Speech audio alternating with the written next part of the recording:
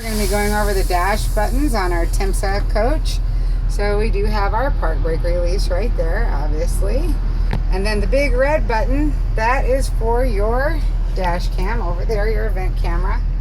And you've got your tranny shift keypad going up under the emergency stop. What that emergency stop is up there, that is for shutting down the engine.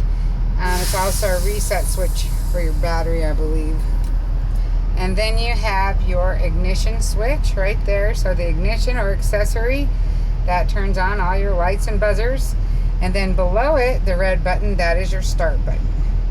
Okay, and then go back up to the top. We have our wheelchair lift button. And then central locking. Central locking is to lock all your bays. Then you have your mirror defroster. And then you have your water closet active. So you want to have that on. That turns on the lights and the flushing systems in your toilet. Then you have your steering control.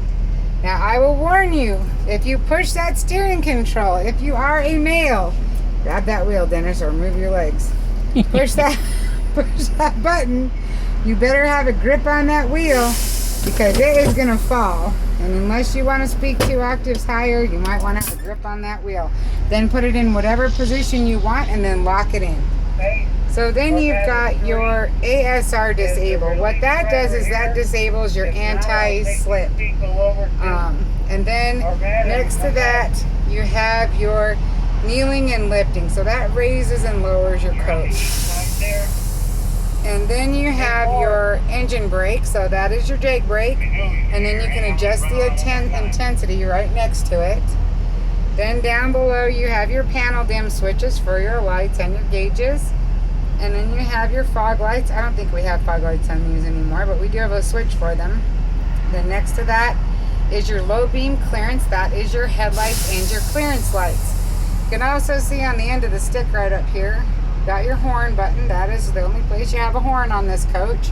That is also where you do your turn signals, up and down for right and left, and then pull up for high beam. And then you've got your windshield washers and wipers on there. You push the collar, turn it to run them, and push the collar for wash. All right, turn the collar.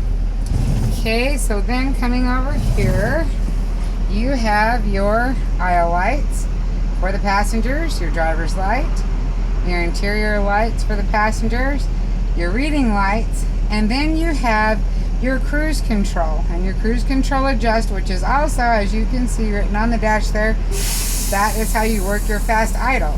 So to turn on your fast idle, you just turn on your cruise control, then bump it up with the adjust. And that's gonna put the fast idle on.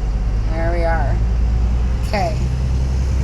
So then we have all of our, let's go ahead and shut the door. We have a front door switch right here, so we can hear. And then down below you have your blinds, left and right blind, and your hazard switches. So then you have our heating and AC. So the 3 twisting knobs, that is for the driver. You've got your driver fans, you've got your driver adjustment to whether it goes to the top, to the middle, or down by your feet. And then you've also got the temperature for the driver. So if you turn that temperature, it's going to show a driver on the display right there. See the little driver? Oh, maybe you can't because of the glare. Little driver over there.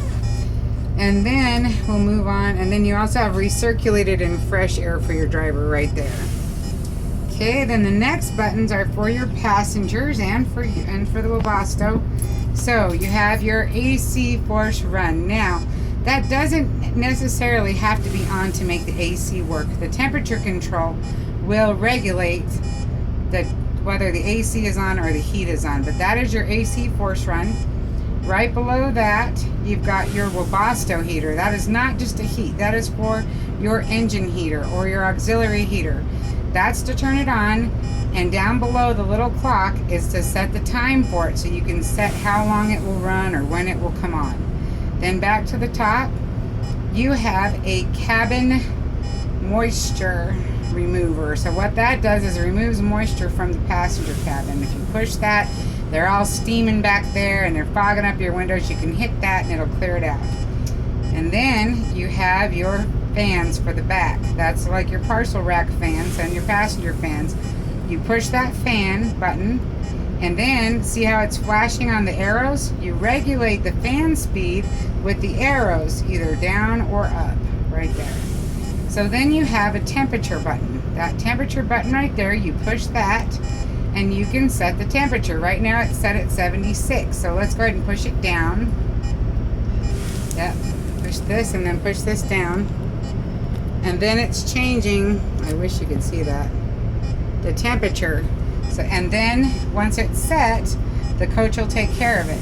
Then we also have a recirculated air button for the coach. So if you have your AC on, you're obviously going to want to have it on recirculated air because you're not going to want to draw in the outside air. Now, let me show you one other thing on the dash here. Your air gauges are right here. That's the only place you have gauges. They're electronic gauges, and it's just a readout. Then you've got your depth gauge, your fuel gauge, your engine temperature gauge, your RPM, and your speedometer. And then obviously your park brake light is up there. Alright, so that's the dash on the Temsa and how to work the heat and AC.